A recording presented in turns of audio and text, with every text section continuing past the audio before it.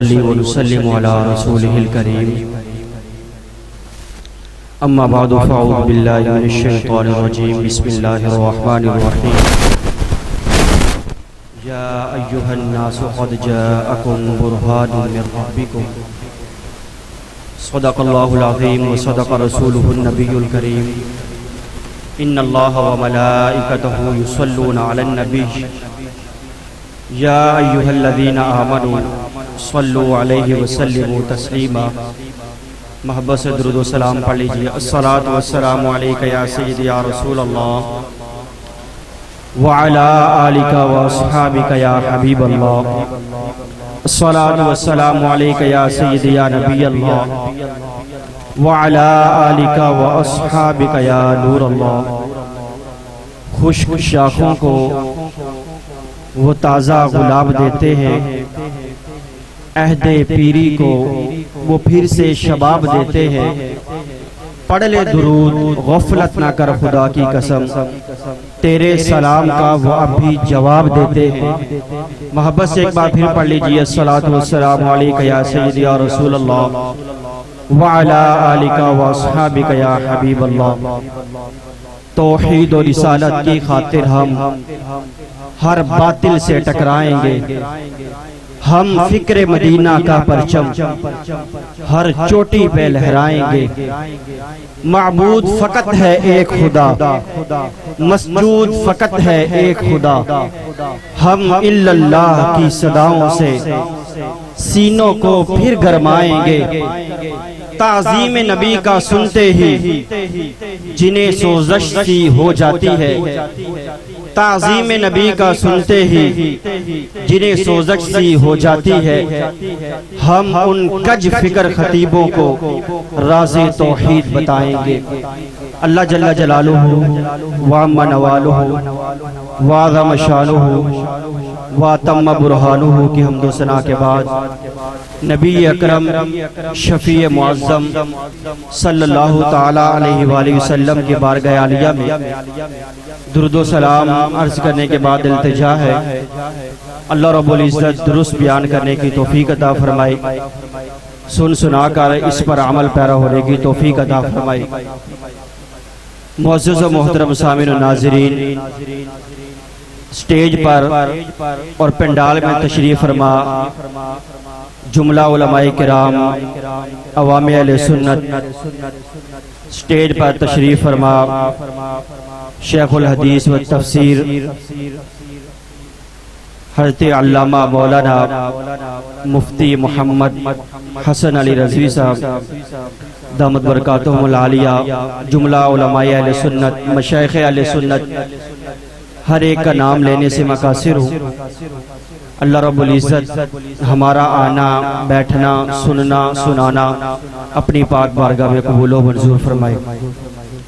مجھے جس موضوع پر گفتگو کرنے کا فرمایا گیا وہ عقیدہ توحید ہے.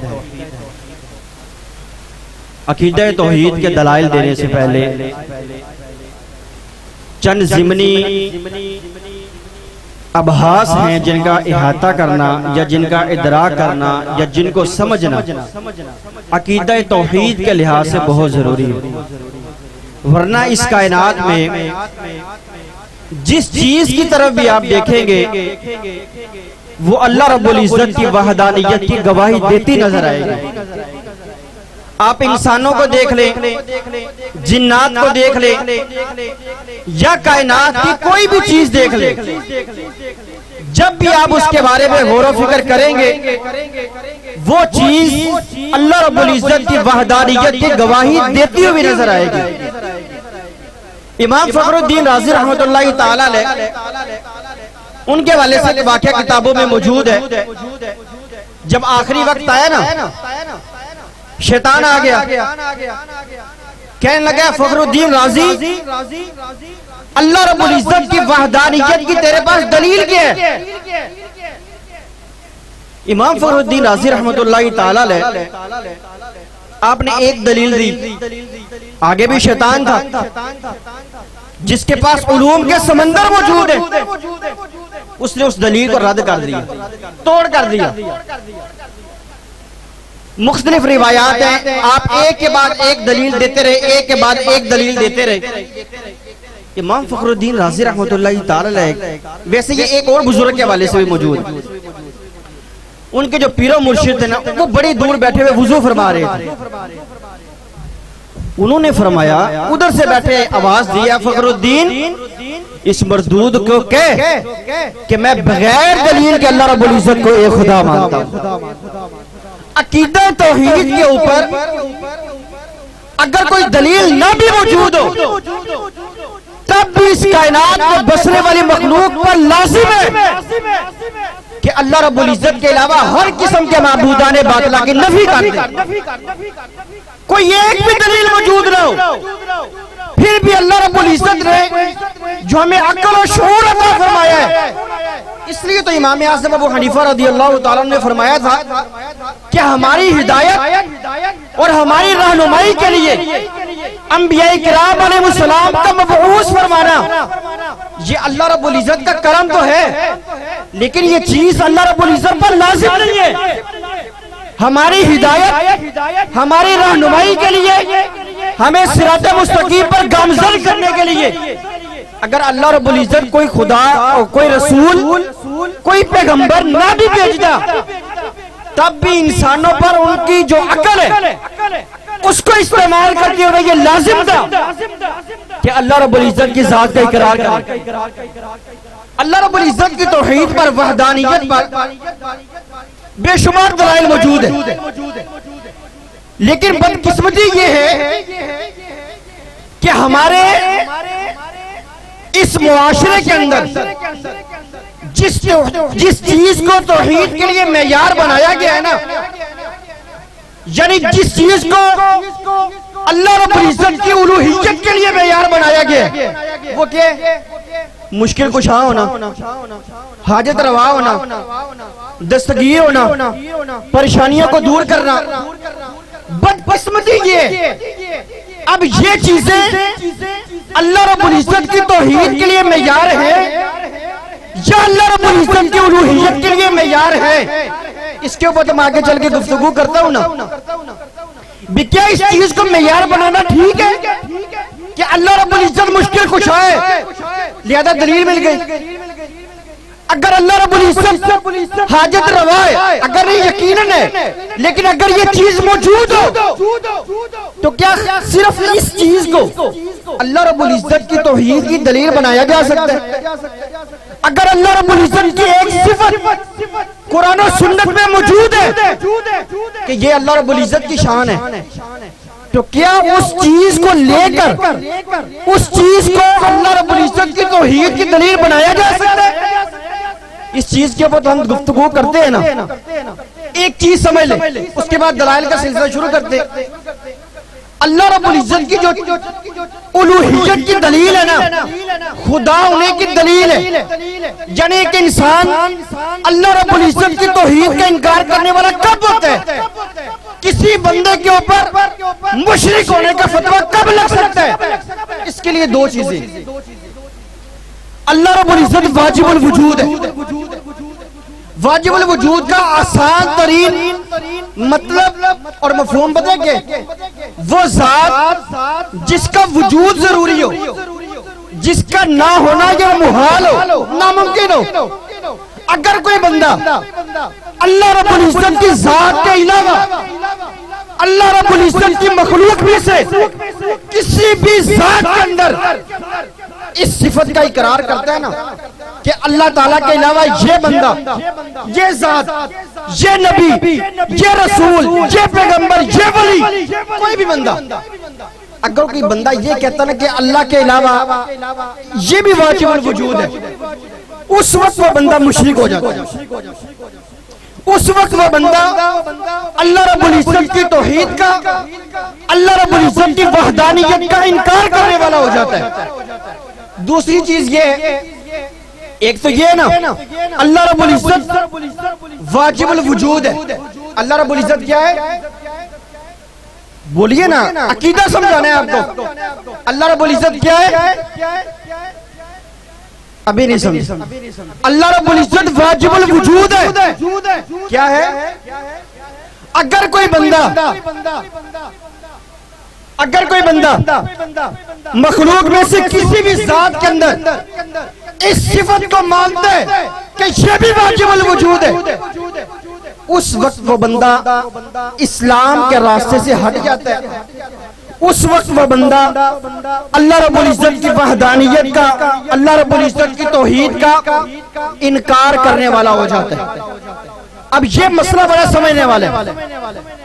آج اگر کوئی بندہ کسی اللہ رب العزت کے نبی کو، کسی اللہ رب العزت کے ولی کو کسی مشکل کے حل کرنے والا سمجھ لینا، اس کے اوپر سب سے پہلا فتویٰ جو لگتا ہے وہ مشرک ہونے کا لگتا ہے۔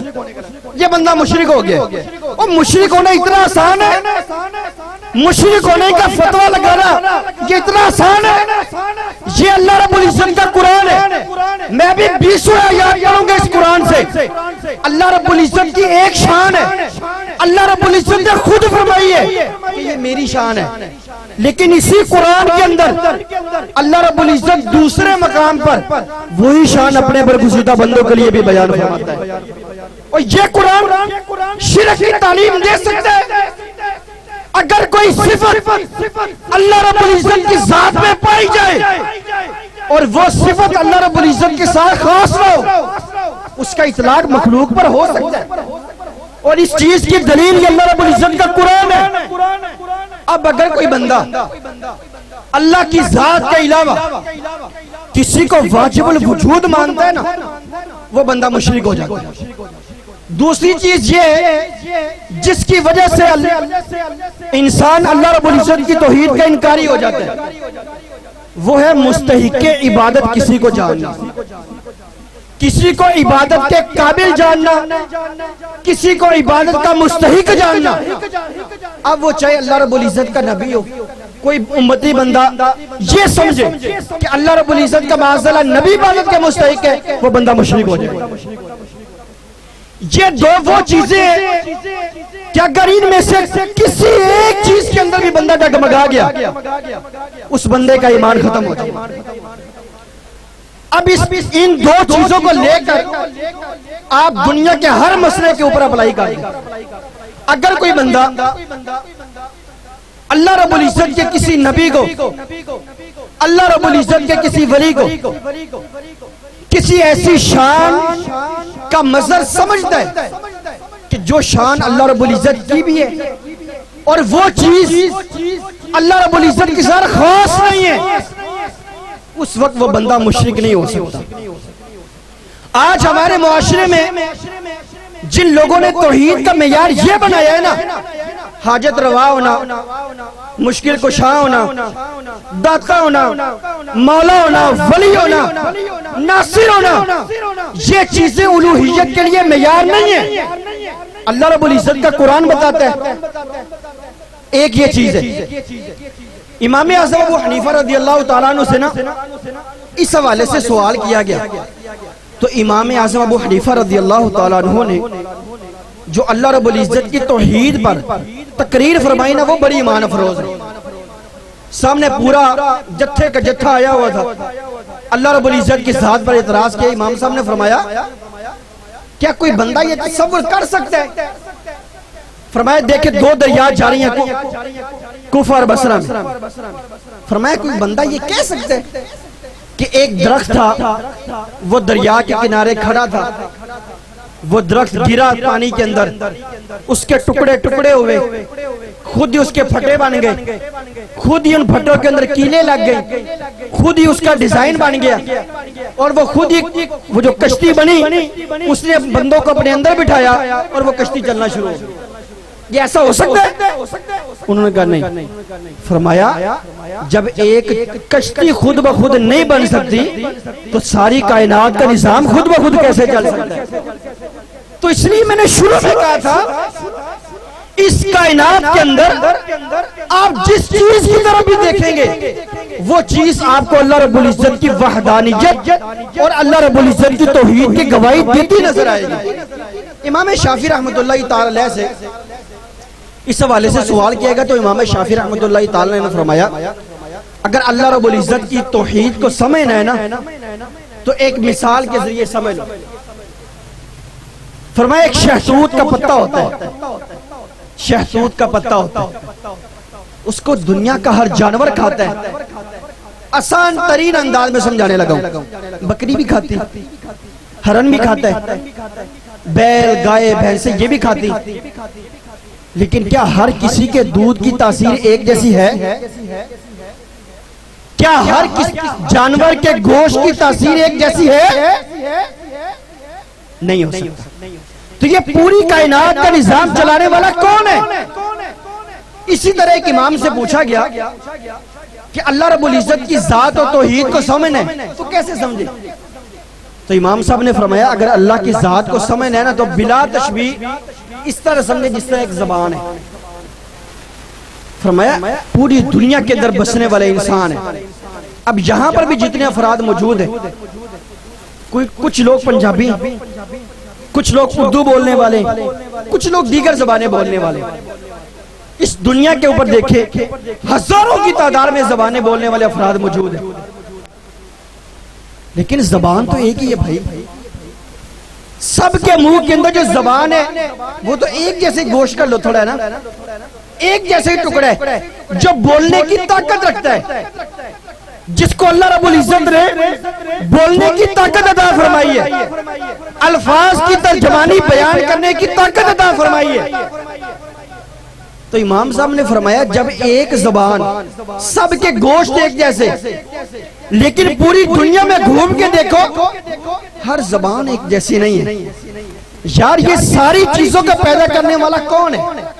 کیا ایسا ہو سکتا ہے کہ یہ چیزیں خود بخود ہی ایسے چل رہی ہوں، یہ خود بخود کائنات کا نظام ایسے چل رہا ہو کہ ایک بندہ یہاں پہ پیدا ہوتا ہے وہ پنجابی بولتا ہے، یہی بندہ بھاولپور میں پیدا ہوتا ہے وہ سرائکی بولتا ہے، یہی بندہ لاہور میں پیدا ہوتا ہے وہ اردو بولتا ہے، یہی زبان اگر پشاور کے کسی بندے کی ہو وہ پشتو بولتی ہے، سندھ کے ہو سندھی بولتی ہے، بلوچستان کی ہو تو بلوچی بولتی ہے۔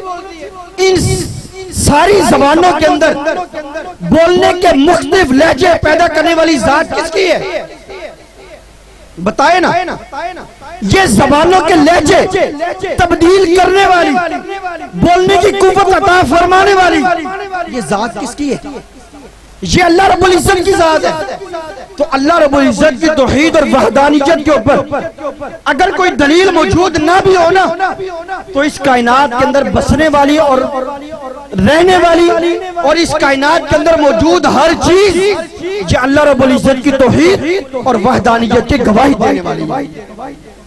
اب دلائل سنتے جائیں ذرا، اب دیکھیں اللہ رب العزت حاجات کو پوری کرنے والا ہے، اللہ رب العزت ہماری مشکلات کو ختم فرمانے والا ہے۔ اگر کوئی مظلوم یا کوئی بھی بندہ کسی بھی حالت میں اللہ رب العزت کو پکارتا ہے، اللہ رب العزت کو یاد کرتا ہے، اللہ رب العزت کو بلاتا ہے، اللہ رب العزت اس کی دعا کو قبول فرماتا ہے۔ لیکن یہ چیزیں الوہیت کے لیے معیار نہیں ہے، میں نے پہلے بھی کہا الوہیت کے لیے خدا ہونے کے لیے دو چیزیں معیار ہیں، ایک واجب الوجود ہونا اور ایک مستحق عبادت ہونا۔ اس کے علاوہ کائنات کے اندر کوئی بھی خوبی موجود ہے وہ الوہیت کے لیے معیار نہیں ہے۔ مثال کے طور پر مردوں کو زندہ کرنا، زندگی دینا اللہ رب العزت کی شان ہے کہ نہیں؟ ہے نا؟ مردوں کو زندہ کون کرتا ہے؟ مردوں کو زندہ کون کرتا ہے؟ اونچی بولے، مردوں کو زندہ کون کرتا ہے؟ لیکن اسی قرآن کے اندر حضرت عیسیٰ علیہ السلام وہ فرماتے ہیں احیی الموتى باذن اللہ، اللہ نے یہ شان مردے زندہ کرنے والے مجھے بھی عطا فرمائی ہے۔ اب مردے زندہ کرنا یہ اللہ کی خوبی تو ہے، اللہ کی شان تو ہے، لیکن یہ شان اللہ رب العزت کی الوہیت کے لیے معیار نہیں ہے۔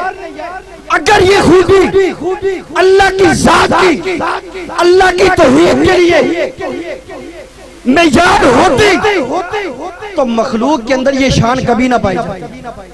اگر یہ خوبی عیسیٰ علیہ السلام کے اندر پائی گئی ہے تو یہ چیز اللہ کی الوہیت کی دلیل نہیں ہے.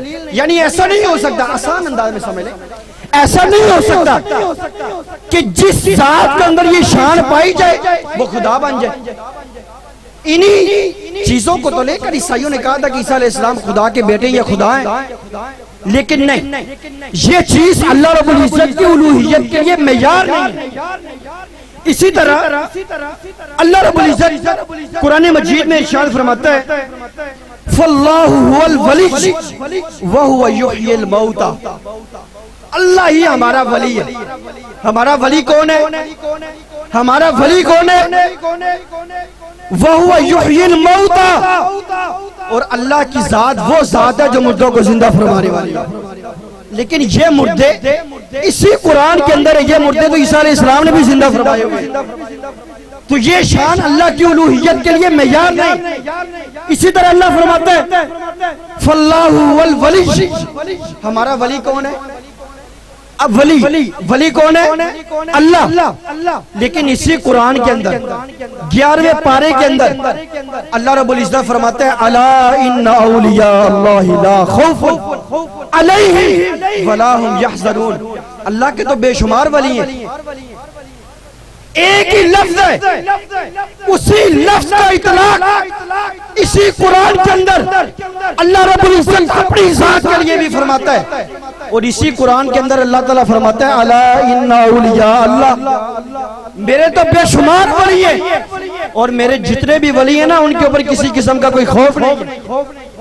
اسی قرآن کے اندر سورہ حشر کے اندر اللہ رب العزت ارشاد فرماتا ہے هو اللہ الذی لا الہ الا هو الملک القدوس السلام المؤمن المہیمن.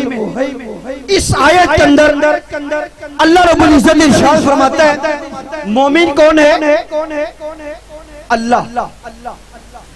مومن کون ہے؟ المؤمن المہیمن. مومن کون ہے؟ مومن کون ہے؟ اللہ. اسی قرآن کے اندر اللہ رب العزت فرماتا ہے من عمل صالحا من ذکر او انثى وهو مؤمن. کوئی مرد یا کوئی عورت جس نے بھی نیک اعمال کیے ہیں اگر وہ ایمان والا ہے اللہ رب العزت نے اس کے لیے جنتیں تیار فرمائی ہوئی ہے. اب اگر کوئی بندہ اٹھ کے کہے, یہاں پر ویسے کوئی بندہ بھی نہیں ہوگا جو کہے کہ میں مومن نہیں ہوں. کوئی بندہ ہے؟ کوئی بھی بندہ نہیں کہے کہ میں مومن نہیں ہوں, ہر بندہ ہی مومن ہے. لیکن یہ قرآن تو فرماتا ہے کہ اللہ رب العزت مومن ہے, تو شرک نہیں ہوا, کیونکہ یہ چیزیں اللہ رب العزت کی الوہیت کے لیے معیار نہیں ہیں. یہ چیزیں اللہ رب العزت کے لیے اس طرح نہیں ہے کہ یہ چیزیں اللہ رب العزت کی ذات کے ساتھ خاص ہو جائیں. وقت بہت کم ہے, میں دلائل بہت زیادہ یاد کر کے آیا تھا. ایک چیز سمجھ لیں, سورہ فاتحہ کے اندر ہم ہر نماز کے اندر پڑھتے ہیں, ہمارے کئی ہم سے محبت کرنے والے افراد کو یہ آیت بڑی یاد آتی ہے ایاک نعبد و ایاک نستعین. ہمیں تانا ملتا ہے نماز کے اندر, کہتے ہو کہ اللہ ہم تیری عبادت کرتے ہیں و ایاک نستعین, اور تجھ ہی سے مدد مانگتے ہیں. یہ قرآن شرک کی تعلیم دے سکتا ہے؟ نہیں دے سکتا نا. نبی علیہ السلام شرک کی تعلیم دے سکتے؟ نہیں دے سکتے. سنن نسائی میں روایت موجود ہے, یہاں پر قرآن مجید میں جو لفظ ہے نا ایاک نعبد و ایاک نستعین, یہ نستعین لفظ یاد رکھنا ہے. سنن نسائی کے اندر روایت موجود ہے, سند ضعیف نہیں ہے, سند بھی حسن ہے. نبی علیہ السلام اپنے صحابہ کو تعلیم فرما رہے, بات سمجھا رہے. نبی علیہ السلام نے فرمایا, حدیث مبارکہ لمبی ہے, نبی علیہ السلام نے فرمایا جب زور کی نماز ہو جائے نا, کوئی بندہ یہاں پر بیٹھ کے حدیث کی سند چیک کر لے. نبی علیہ السلام نے فرمایا جب نماز ہو جائے نا فقوموا, تم نے کھڑے ہونا ہے, پھر تم نے کیا کہنا ہے انا نستعین برسول اللہ. یہ قرآن فرماتا ہے ایاک نعبد و ایاک نستعین, کہ اللہ ہی مدد فرمانے والا ہے۔ اے اللہ ہم تجھ سے مدد مانگتے۔ نبی علیہ السلام فرما رہے ہیں، نسائی میں روایت موجود ہے، ابو داؤد میں بھی موجود ہے، سند بالکل کلیئر ہے۔ نبی علیہ السلام صحابہ کو کیا سکھا رہے ہیں؟ جب زور کی نماز ہو جائے نا، اِنَّا نَسْتَعِينُ بِرَسُولِ اللَّهِ، اب نبی علیہ السلام کہہ سکتے تھے، فرما سکتے تھے میرے صحابہ نماز کے بعد بھی وہی کام کرنا، لیکن نبی علیہ السلام نے جو الفاظ سکھائے ہیں وہ یہ، اِنَّا نَسْتَعِينُ بِرَسُولِ اللَّهِ عَلَى الْمُسْلِمِينَ، اے اللہ کے پیارے نبی ہم آپ سے مدد مانگتے۔ اب کیا نبی علیہ السلام سے مدد مانگ کے صحابہ کرام پر وہ فتویٰ لگ سکتا ہے جو ہمیں یا علی مدد کہنے پہ لگتا ہے؟ دیکھیں اس قرآن کے اندر اللہ رب العزت نے فرمایا بدر کے حوالے سے، فرشتے آئے نا میدان بدر کے اندر، مسلمانوں کی مدد کی، کافروں کو مار دیا، پھڑکا دیا، فتح یاب ہو گئے مسلمان۔ اب اس مدد کے حوالے سے اللہ رب العزت کیا فرماتا ہے؟ فَلَمْ تَقْتُلُوهُمْ وَلَكِنَّ اللَّهَ قَتَلَهُمْ، قتل فرشتوں نے کی ہے، مدد فرشتوں نے کی ہے۔ فرشتے آئے جنگ لڑنے کے لیے، فرشتے جنگ لڑے، نبی علیہ السلام کے صحابہ جنگ لڑے، قتل صحابہ کرام نے کی ہے۔ اللہ تعالیٰ فرماتا ہے فَلَمْ تَقْتُلُوهُمْ، تم نے تو قتل ہی نہیں کیا، وَلَكِنَّ اللَّهَ قَتَلَهُمْ، ان کو تو اللہ رب العزت نے خود قتل فرمایا ہے۔ اب دیکھیں هُوَ الَّذِي أَيَّدَكَ بِنَصْرِهِ وَبِالْمُؤْمِنِينَ، اے میرے پیارے حبیب اب بدر کے اندر تو آئے تھے فرشتے آئے تھے نا، جب نبی علیہ السلام کے صحابہ تھے، اللہ فرماتا ہے هُوَ الَّذِي أَيَّدَكَ بِنَصْرِهِ، میرے سونے حبیب اللہ نے اپنی مدد کے ساتھ آپ کی مدد فرمائی ہے۔ وَبِالْمُؤْمِنِينَ، اب دیکھیں نبی علیہ السلام کی مدد اگر فرشتے کریں تو شرک نہیں ہوا، اگر مدد کرنا، اس کے بعد بات ختم ہے کیونکہ وہ ہمارے معزز خطیب تشریف لے آئیں، اگر مدد کرنا یہ الوہیت کے لیے معیار ہوتا تو بھائی مدد کرنا کسی بھی حالت میں اگر ہوتا تو زندگی کے کسی بھی لمحے میں اگر غیر اللہ سے مدد پائی جاتی تو وہ شرک ہو جاتا، اگر یہ الوہیت کے لیے معیار ہوتا، لیکن نہیں، یہ مدد کرنا الوہیت کا معیار نہیں ہے۔ اب دیکھیں زمخشری نے تفسیر کشاف کے اندر قرآن مجید کے ایک تفسیر کے حوالے سے لکھا ہے، قرآن مجید میں ہے نا من هو شر مکانا واضعف جندا، کافروں کے حوالے سے فرمایا گیا اسی جنگ کے حوالے بدر کے حوالے سے کہ تم ذرا سامنے آؤ لگ پتا جائے گا، قرآن میں جو لفظ ہے نا اضعف جندا، کس کے لشکری زیادہ کمزور ہے، اس جندہ کے تاج امام جلال الدین سیوطی اور محلی دونوں امام فرماتے ہیں جندہ کا مطلب ہے ای آوانا، اللہ تعالیٰ فرما رہے ہیں کہ تم ذرا میدان بدر میں آؤ تو لگ پتا جائے گا اللہ نے کس کے مددگار زیادہ مضبوط پیدا فرمائے۔ اب مدد کرنا اگر الوہیت کا معیار ہوتا تو بدر کے اندر تو فرشتے آئے ہیں، اللہ نے قرآن میں بتایا کہ فرشتوں نے مدد کی ہے، اللہ نے قرآن میں بتایا کہ اللہ نے اپنے نبی کی مدد اپنے پیارے اصحاب کے ساتھ کی ہے۔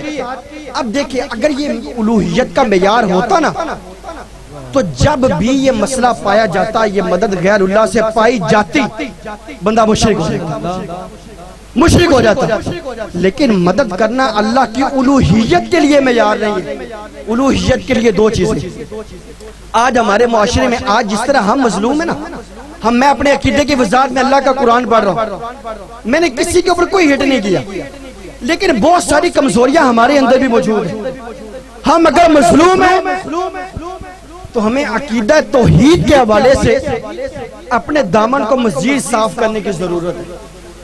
ہمارے اندر اگر کوئی ایسی کوتاہی پائی جا رہی ہے نا کسی مسئلے کے اندر، کسی جگہ کے کسی بھی جگہ پہ، اس کو دور کرنے کی ضرورت ہے۔ اللہ رب العزت کی ذات وہ واجب الوجود ہے اور مستحق عبادت ہے۔ اب اگر کوئی بندہ مخلوق میں سے کسی ذات کو، کسی بندے کو مستحق عبادت سمجھتا ہے، وہ بندہ مشرک ہو جائے گا۔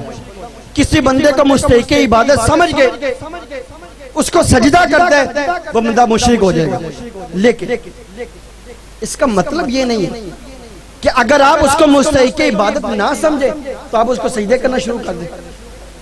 اس کا مطلب یہ بھی نہیں ہے کہ اگر اللہ رب العزت کے برگزیدہ بندے مشکل کشا ہیں، اس کا مطلب یہ نہیں ہے کہ آپ ان کو مستقل بذات سمجھنا شروع کر دیں.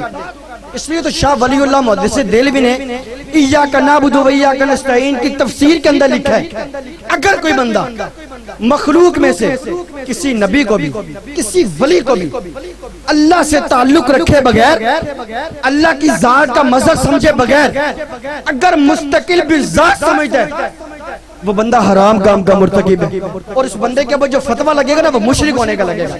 لیکن شاہ ولی اللہ محدث دہلوی فرماتے لیکن اگر کوئی بندہ کسی اللہ کے نیک بندے کو، چاہے وہ نبی ہے چاہے وہ ولی ہے، اللہ کی ذات کا مظہر سمجھے، اللہ کی ذات کا مظہر سمجھے اور یہ سمجھے کہ اس ذات کے اندر بھی، چاہے وہ ولی ہے چاہے وہ نبی ہے، اس کے اندر بھی اللہ رب العزت کی رحمتوں کے، اللہ رب العزت کی ذات کے انوار و تجلیات نظر آتے ہیں. یہ اللہ رب العزت کی ذات کا نمائندہ ہے، یہ نائب بن کے آیا ہے. اگر ولی ہے تو اللہ رب العزت کی شان کا مظہر تو ہو بھی سکتا ہے. تو یار اگر آج ہمارے معاشرے میں گندیاں بوتھیاں چہرے اگر یہ اللہ دی شان دا مظہر ہو سکتی ہیں، رب دا حبیب اللہ دی شان دا مظہر کیوں نہیں ہو سکتا؟ تو دیکھیں شاہ ولی اللہ، بات ختم ہو گئی. شاہ ولی اللہ محدث دہلوی فرماتے اگر کوئی بندہ، اور شاہ ولی اللہ یہ وہ بندہ ہے اس بر صغیر پاک و ہند میں کوئی بھی بندہ کسی بھی مکتبہ فکر کا کوئی ایک دو سلسلے ایسے ہوں گے جن کی سند، حدیث کی سند شاہ ولی اللہ تک نہ پہنچی، ان تک نہ پہنچی. اسی طرح شاہ عبدالحق محدث دہلوی، میں حوالہ دینے میں غلطی کر گیا ہوں، یہ شاہ ولی اللہ کا حوالہ نہیں، یہ شاہ عبدالحق محدث دہلوی کے معذرت چاہتا ہوں. وہ فرماتے اچھا جتنے بھی حدیث کے سلسلے ہیں نا، وہ چاہے وہ سنی ہے یا غیر سنی ہے، ان کی حدیث کی سند شاہ صاحب سے ہو کر ہی پہنچے گی.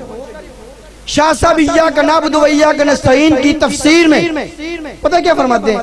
کہتے ہیں اگر کوئی بندہ اللہ کے کسی نبی کو، اللہ کے کسی ولی کو اللہ کی شان کا مظہر سمجھتے ہوئے مشکل کشا سمجھے، حاجت روا سمجھے، تو شاہ صاحب فرماتے ہیں یہ بات تو قرآن و سنت کی تعلیمات کے بالکل مطابق ہے. وہ بندہ کافر نہیں ہوگا، وہ بندہ بالکل پکا ہی مسلمان رہے گا. تو یہ چیز سمجھنے کی ضرورت ہے. جہاں سے میں نے بات شروع کی تھی وہیں پہ بات ختم ہے. توحید و رسالت کی خاطر ہم ہر باطل سے ٹکرائیں گے، ہم فکر مدینہ کا پرچم ہر چوٹی پہ لہرائیں گے. معبود فقط ہے ایک خدا، مسجود فقط ہے ایک خدا. ہم اللہ کی صداؤں سے سینوں کو پھر گرمائیں گے. تعظیم نبی کا سنتے ہی جنہیں سوزش سی ہو جاتی ہے. ہم ان کج فکر ٹیڑھی فکر والے، ہم ان کج فکر خطیبوں کو راز توحید بتائیں گے. یہ بات سمجھنے والی ہے. اگر یہ بات سمجھ لینا عقیدہ توحید سمجھ میں آ جائے. وقت کم ہے، میں جتنی اس موضوع کے اوپر تیاری کر کے آنا، کیونکہ یہ فرمائشی موضوع تھا. عام طور پر لوگ اس موضوع پہ نہیں بولتے، مجھے چاہے 2 گھنٹے اور بلوا لیں، میں اتنی تیاری کر کے آیا ہوں. لیکن وقت کی نزاکت ہے. تو اللہ رب العزت کی توحید کے لیے جو چیز معیار ہے، ایک واجب الوجود ہونا، ایک مستحق عبادت ہونا. اللہ کی ذات کے علاوہ کوئی ذات واجب الوجود نہیں، اللہ کی ذات کے علاوہ کوئی ذات مستحق عبادت نہیں. اللہ کی ذات کے علاوہ کوئی نبی، کوئی ولی، کوئی رسول، کوئی پیغمبر وہ کسی بھی کام، کسی بھی فعل کے اندر مستقل بذات نہیں. لیکن یہ ساری چیزیں مشکل کشائی کرنا، حاجت روائی کرنا، فریاد رسی کرنا، یہ وہ شانیں ہیں جو اس قرآن کے اندر، چونکہ میں بیان نہیں کر پایا، ٹائم کم تھا، لیکن یہ وہ شانیں ہیں جو اللہ نے اس قرآن کے اندر اپنے نیک بندوں کے لیے بھی بیان فرمائی. اللہ رب العزت عقیدہ توحید کو سمجھنے کی توفیق عطا فرمائے. آمین بجاہ النبی الامین وآخر دعوانا. ماشاءاللہ.